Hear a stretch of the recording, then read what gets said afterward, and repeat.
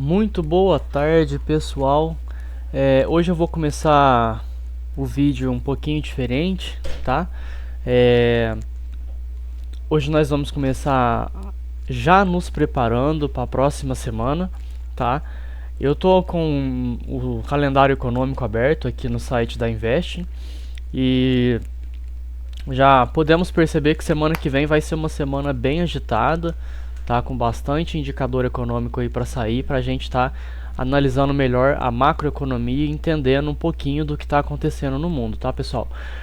Então a gente vê ali, ó, na terça-feira a gente tem a confiança do consumidor dos Estados Unidos e também o PMI da China, tá? O PMI industrial, que vai mostrar como tá a indústria lá na China, tá? Na quarta-feira a gente tem dois indicadores da Alemanha, que é a variação de desemprego e também a inflação do mês de maio, tá? Temos ali também, ó, importante, os JOLTS dos Estados Unidos, tá? Deixa eu abrir isso aqui em outra janela aqui. Temos aqui os JOLTS dos Estados Unidos. Só para vocês entenderem, pessoal, deixa eu abrir aqui para me mostrar para vocês. O JOLTS, eles são extremamente importantes para a gente entender como estão as ofertas de emprego nos Estados Unidos. E o que isso quer dizer? Isso quer dizer que se tem muito emprego sendo ofertado, significa que a economia ela está resiliente, não está tendo falta de emprego, ou seja, todo o aperto monetário que o Fed fizer não será tão suficiente assim para combater isso. Por quê? Economicamente falando, o que a gente quer para uma economia ir bem?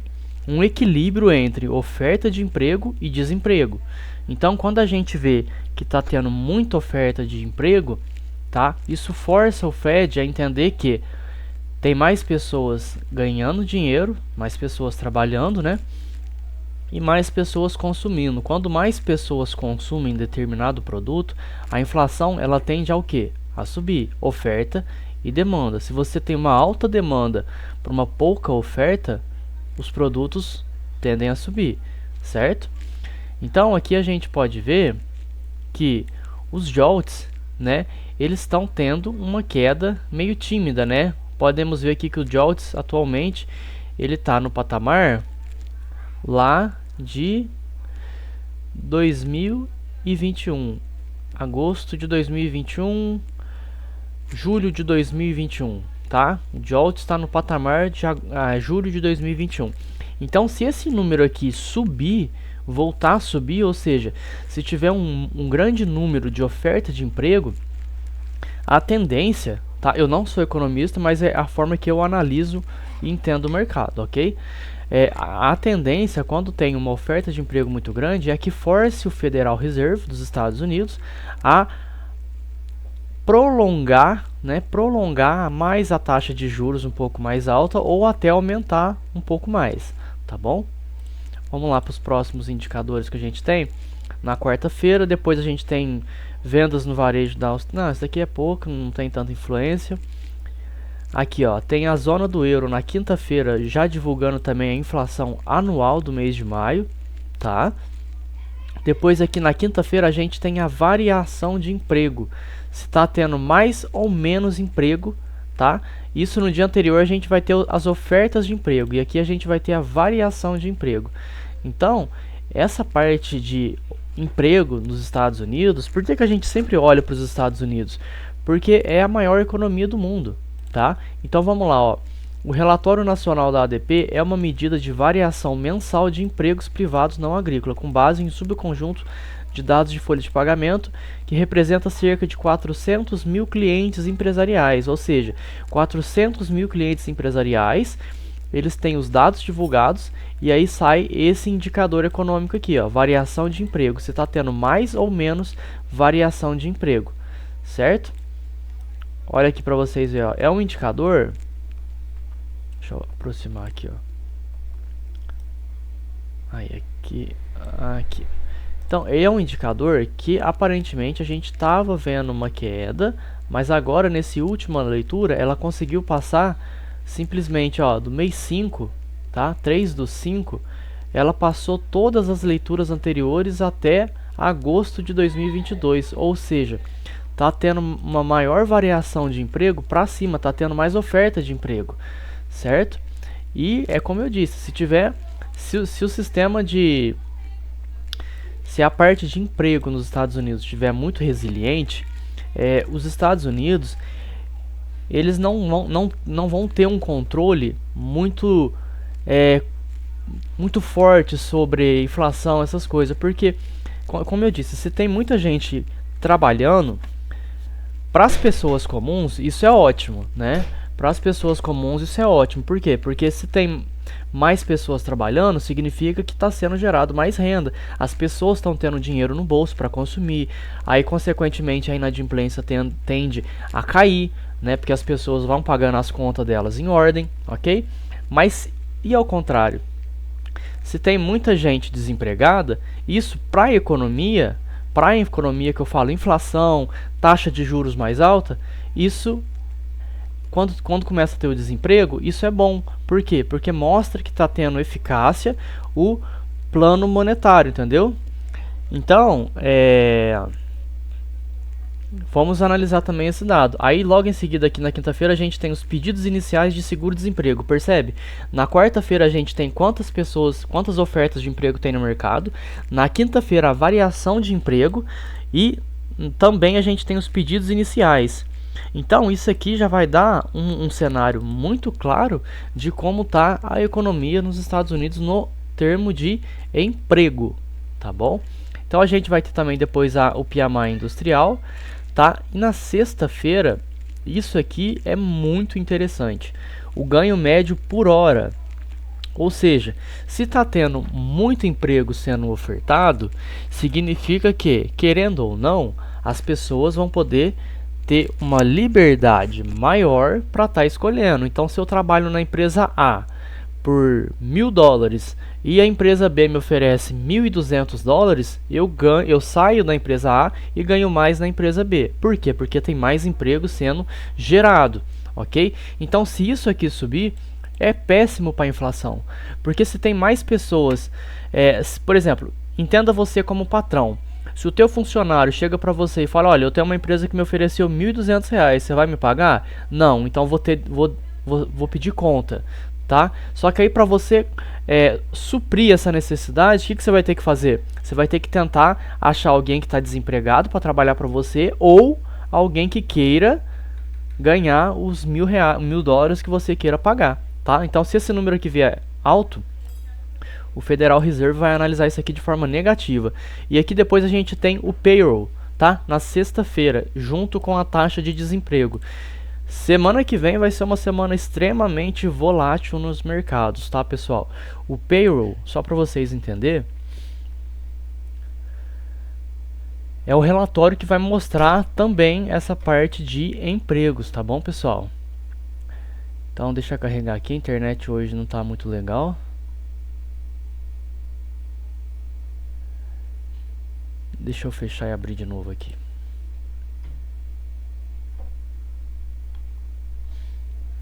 Então, o payroll é um relatório de emprego que ele vai mostrar pra gente como que tá também essa saúde dos empregos, tá bom? Ah lá, ó. Então vamos lá, o relatório de emprego payroll. Folhas de pagamento não agrícola mede a variação do número de pessoas empregadas durante o último mês, todas as empresas não agrícolas, tá? O total de contas de folha de pagamento não agrícola é cerca de 80% dos trabalhadores, ou seja, 80% dos trabalhadores dos Estados Unidos trabalham em empregos não agrícolas, ou seja, na cidade, que produzem um produto interno bruto todo. É a peça mais importante de dados contidos no relatório de emprego, que é considerado oferecer a melhor visão geral da economia.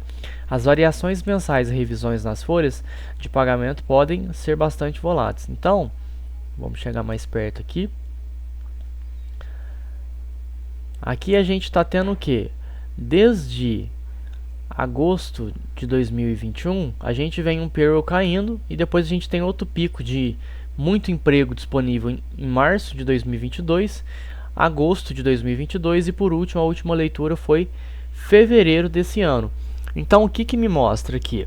Esse indicador está me mostrando que no decorrer do tempo, menos empregos estão sendo gerados nos Estados Unidos, tá? Porém, a gente vê o que? Que da última leitura do mês de abril para a leitura 5 de maio, o payroll veio maior, ou seja, veio um payroll que era esperado aqui 180 mil vagas disponíveis, veio 253 mil vagas disponíveis. E isso quer dizer o quê? Tem muito emprego sendo ofertado no mercado. E isso faz com que eu falei para você, se tem muito emprego ofertado, faz com que o ganho médio por hora trabalhada, ele aumente, tá? E depois a gente vai ter aqui a taxa de desemprego.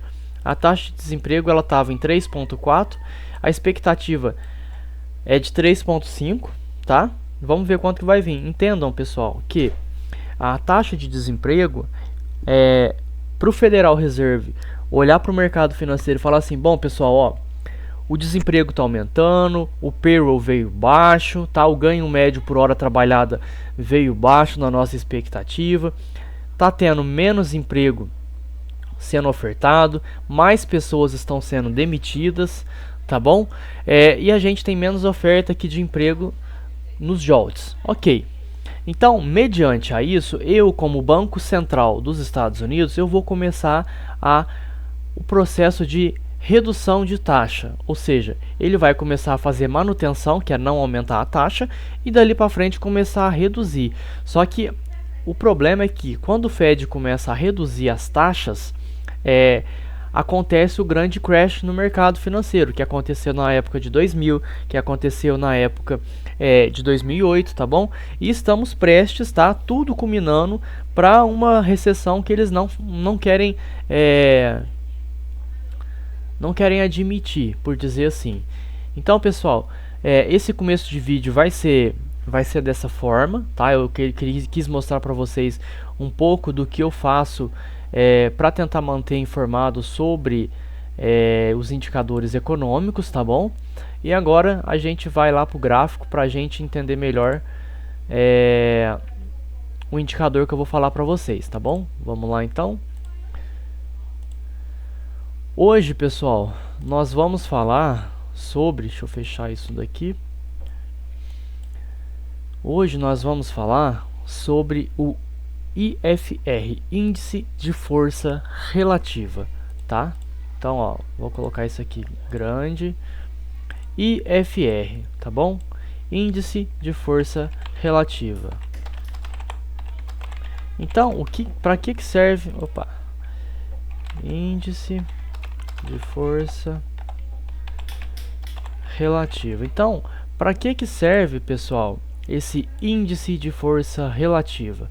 Esse índice de força relativa, ele vai medir a euforia. Então, vamos pôr aqui, ó. Ele vai medir a euforia ou o pânico dentro dos mercados. Ah, mas como assim? Não entendi nada. Ele vai medir a força do mercado, ok? Então, o IFR, vocês têm que entender que o IFR, por exemplo, assim, em uma movimentação do mercado, cadê aqui meu desenho? Em uma movimentação do mercado de alta, a gente sempre vai ter fundos e topos cada vez mais alto, por isso que a tendência de alta, os preços tendem a subir, tá? Então, o IFR, o que ele vai me mostrar? Ele vai me mostrar que quando o IFR ele está acima de 70, ele está numa euforia, um pico de tendência de alta, tá? Mas quer dizer que o preço, que o IFR vai chegar aqui em cima e já vai começar a cair? Não necessariamente, tá? Enquanto o IFR estiver acima de 60, tá? Enquanto o IFR estiver acima de 60, deixa eu pôr aqui, acima de 60, a gente vai olhar para o mercado com olhos altistas. Por quê? Porque acima de 60 ele conseguiu romper a média dele, que é o 50, tá? O nível 50, e tá indo em direção à zona 70, tá? Quando ele vai à zona 70, que ele vem aqui, aí sim ele faz um pico, às vezes o mercado dá de querer cair, entendeu? Para depois o mercado começar a cair. Então, acima de 60 no IFR, a gente vai olhar como zonas de euforia no mercado, ok? Então a gente tem que ficar preparado, tá? Se tratando no gráfico aqui de 1, 3, 5, 15 minutos, preparado para quem tiver comprado zerar a posição, tá? E quem não tiver operando no mercado, operar na forma de vendido, para tentar pegar a reversão. E quando o mercado está abaixo de 30, tá bom? Ou abaixo de 40, tá? Abaixo de 40, ele inicia um processo de construção de tendência de baixa, tá bom? Ah, como assim então? Então, quando o mercado está acima de 60, tá? Deixa eu pôr aqui, ó. Quando o mercado está acima de 60, ele inicia um processo para ele começar a subir cada vez mais aqui e buscar zonas de sobrecompra.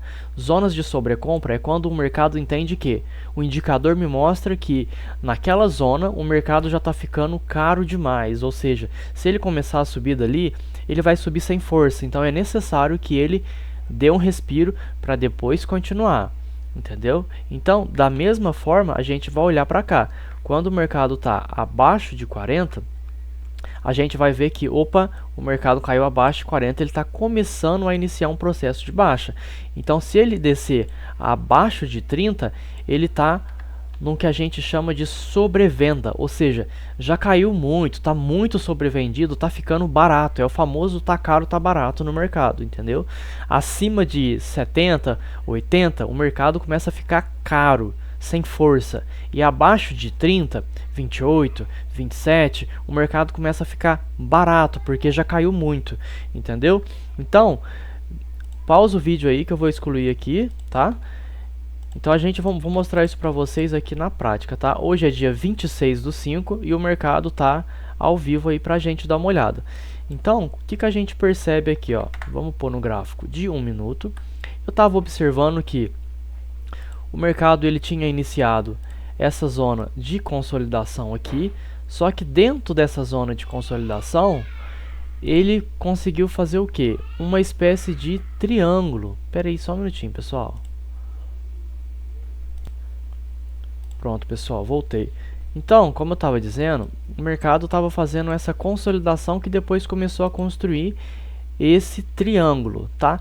Triângulo simétrico, pessoal, que é essa espécie de triângulo aqui, ele pode romper ou para cima ou para baixo. O que é a lógica sempre? A gente já vai voltar no IFR, tá, pessoal? Só estou explicando isso aqui para vocês. O que é a lógica quando você traça uma linha de tendência, tá? Uma linha de tendência e uma linha de tendência. Quando você forma um triângulo, o que é a lógica? É você entender que o preço ele está afunilando. Os compradores tentam mandar para cima, os vendedores tentam mandar para baixo e vai nisso até que ele rompe para um dos lados, ok? E quando você traça uma LTA, ó, LTA é linha de tendência de alta, e LTB mesma coisa, linha de tendência de baixa, ok? Então, quando você trata qualquer LTA ou LTB, o foco, o alvo, sempre vai ser o alvo da LT, para vocês entenderem, sempre será os toques nela. Como assim? Quando você estiver operando, você vai observar aqui, teve toque aqui, então aqui é um alvo. Teve toque aqui, então aqui é um alvo. Se romper para cima, teve toque aqui, aqui é um alvo, ok? Então, mas vamos lá, pessoal, que o foco aqui agora é o RSI ou IFR. Então, vamos lá. Então, você abriu a tela do teu computador hoje, então vamos olhar daqui para frente, tá? Deixa eu pôr uma linha aqui. Vou pôr uma linha branca para a gente olhar daqui para frente. Aí, a gente vai olhar daqui para frente, tá? Então, deixa eu aqui fazer isso daqui. Pronto, a gente vai olhar da linha branca para frente. Então, a gente nota que o mercado já abre com o IFR lá nos níveis de sobrevenda, ou seja, o mercado já caiu muito, ele tem que fazer um pullback. Então, nessa região aqui, a gente poderia ter startado uma compra. Por quê? Porque o mercado aqui ele está no nível 10.8 do IFR, muito baixo. Então, quem comprou nessa região ou esperou um candle positivo de referência, como eu sempre explico para vocês, o que é o candle de referência? É um candle que não tenha mínimas, tá? Abaixo dele, e ele tenha sombra acima dele, tá? Então, esperou um candle de referência, pode começar a querer comprar aqui. Então, quem comprou por aqui, veja que o preço voltou um pouquinho, voltou R$ 85,00, mas depois entregou para ele R$ 160,00 nessa movimentação. Enquanto que o IFR, lembra que eu falei para vocês? Ele começou a subir, subir, subir. Opa, passou dos 60 aqui. Então ele estava querendo iniciar uma nova tendência de alta. Então ele passou de 60 e depois ele deu de querer romper abaixo dos 50 e depois começou a romper de novo acima dos 60. Então isso me mostra que o mercado estava preparado para tentar iniciar uma tendência de alta. Só que, todavia, ele não conseguiu superar essa região aqui dos 60 e se manter acima dela. Percebam? Então, onde que eu vou zerar? Muitas pessoas falam, onde zerar a minha operação? Onde zerar? Né? Então, quando a gente fala de onde zerar, isso é uma pergunta muito pessoal. Porque se você pegou o teu gatilho de entrada, qual que é o teu alvo quando você está operando? Você está buscando 10 pontos? Você está buscando 5 pontos? Você está buscando 8 pontos? Entendam pontos por R$10. Cada ponto no mini dólar equivale a R$10, ok? Então é uma pergunta muito subjetiva, né? Eu posso falar assim, se eu entrei aqui, eu posso falar, o meu alvo é R$60. Então assim, eu teria saído da operação mais ou menos por aqui, ok? Em contrapartida, pessoal, quando a gente percebe que o RSI ele rompe a região dos 50 e ele vem aqui abaixo dos 40, o que eu entendo? Que aqui eu poderia ter lançado uma venda no mercado. Então, olha só, o mercado correu depois daqui R$135. Deixa eu colocar aqui R$140, tá? Então, quando o mercado corre esses R$140, você me pergunta, mas qual o teu alvo? E se o meu alvo fosse só R$100, eu já teria entrado e saído, concorda? Aí eu teria saído aqui, ó. Concorda? Por isso que eu falo que alvo é muito subjetivo, ok, pessoal? Então, entendam o IFR de uma forma mais dinâmica no day trade para vocês trabalharem, tá bom? É um indicador, tá? Ele é um indicador que ele precisa de dados para ser atualizado, ou seja, ele acaba sendo um pouco mais atrasado, tá bom? Mas dá para fazer trades e operações usando ele, tá bom? Então vamos ver se a gente acha mais alguma operação aqui. Então a gente tinha achado essa, a gente depois tinha achado, vamos marcar aqui. Aqui a gente tinha achado essa operação, certo? Depois a gente achou essa operação, certo? Que teria dado já um bom ganho pra gente, tá? Aí depois a gente achou, olha só. Outra coisa que eu quero mostrar pra vocês antes da gente seguir isso aqui, ó, é as divergências no indicador. Eu tinha falado sobre essas divergências no vídeo sobre MACD, tá? Mas olha só, aqui o mercado fez um fundo e aqui ele fez um fundo mais baixo, concorda? E no indicador? No indicador ele fez um fundo mais alto, ou seja, já me mostrando que se quem teve coragem de comprar nessa região aqui, conseguiu pegar uma valorização chegando a R$265, 26 pontos, tá bom? Então isso também é muito importante ficar atento, tá bom? Quando você usa indicadores, ficar atento no que a gente chama de divergência. Então vamos lá, vamos marcar aqui rapidinho, ó. Tivemos aqui uma entrada de compra através do indicador da barra de referência, saindo da zona de sobrevenda aqui, tá? Então vamos lá, só para vocês entenderem. E tivemos o pico aqui, certo? Acho que eu vou pôr setinha, né? Acho que por setinha vocês vão entender melhor. Cadê? Aqui. Então a gente teve uma entrada aqui e tivemos uma saída mais ou menos por aqui, ok? Aí depois, olha lá no indicador, ó. Aqui a gente teve abaixo de 40, tá vendo? Então a gente teve uma venda aqui e teve a saída dessa venda mais ou menos por aqui. Percebam, tá? E depois tivemos esse candle de referência aqui, tá? Mas ainda não tivemos a confirmação dele porque a gente não estava em zona tão sobrevendida aqui. Então nesse caso a gente esperaria, tá? Ignorando a divergência aqui, tá, pessoal? Ignorando a divergência, a gente teria depois uma entrada quando ele rompesse a região dos 60, ou seja, aqui, tá? Então aqui, aqui a gente teve uma entrada de compra e depois a saída dessa compra a gente teve ou aqui ou aqui, tá? Aqui foi o momento perfeito, porque ele passou da região de 70, mostrando que aqui a gente já está entrando em zona de euforia, ok? Então quem entrou aqui conseguiu buscar uma valorização de R$110, ok? Onde mais que a gente tem entradas aqui? Vamos lá. Aqui ele quis passar dos 40, tá? Se você tivesse entrado aqui, você teria que ter estômago para aguentar R$140 de subida, né? Claro, você pode travar o seu stop antes, né? Para te dar uma proteção. Mas é isso que eu tô falando. Indicador, é por isso que eu gosto de mostrar para vocês. Ó, então seria entrada aqui. Cadê aqui? Saído aqui, ó. Então, se você entrou aqui e o mercado veio contra você, você teria perdido nessa operação R$80. Por quê? Porque aqui ele já passou dos 60. Aí aqui já teria que ter lançado um novo período de compra, tá? Para buscar uma movimentação para cima. Não foi o que aconteceu.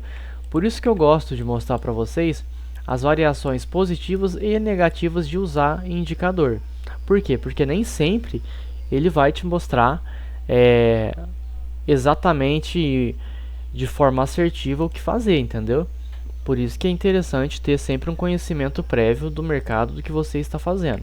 Mas basicamente, pessoal, se você quiser operar o mercado só usando o RSI, o que você pode estar fazendo? Operar só zonas de sobrecompra e sobrevenda. Só que você vai ter que ter bastante paciência. Operar somente zonas de sobrecompra e sobrevenda, tá? Então, qual que é o foco dessa estratégia de operar somente zonas de sobrecompra e sobrevenda? É pegar esses pontos aqui, ó. Pega esse ponto aqui e carrega a operação até onde der. Pega esse ponto aqui, carrega a operação até onde der. Pega esse ponto aqui e assim por diante. Você só vai operar quando ultrapassar da zona de 70 ou ultrapassar da zona de 20. Então, ó, pega esse ponto aqui e carrega a operação. Então, se você tivesse usado somente essa estratégia hoje no mercado, tá? Ó, printa essa tela aí, beleza? Printa essa tela aí para vocês entenderem, beleza? Então, se vocês tiverem operado somente essa tela, olha só o que teria acontecido com o resultado de vocês hoje, tá? Então, você viu que o mercado já estava sobrevendido aqui. O que você faria? Iniciaria um período de compra. Olha só até esse pico 140, chegando até lá em cima 260, ok. Aqui estamos em zona de sobrevenda, então aqui você teria comprado e teria levado essa zona até a próxima sobrevenda. Ah lá, 280, ok. Outra zona, a gente teria comprado novamente por aqui na zona de sobrevenda e teria arrastado a operação, ah lá, mais 145, então percebam que só usando essa estratégia é possível você ganhar dinheiro no mercado financeiro, tá? De forma mais cautelosa, ou seja, você não vai ficar operando toda entrada e saída, só quando bater nas entradinhas aqui específicas do seu setup, tá bom? Pessoal, esse vai ser o vídeo de hoje. Eu acho que eu já passei bastante informação, tá? Eu espero que vocês tenham gostado. Peço que vocês compartilhem esse vídeo com as pessoas, deixem um like, se inscrevam no canal para que vocês sempre ficam por dentro dos vídeos novos que eu vou estar postando, tá bom? E é isso, valeu, obrigado e fui! Boa sexta-feira para todo mundo, valeu!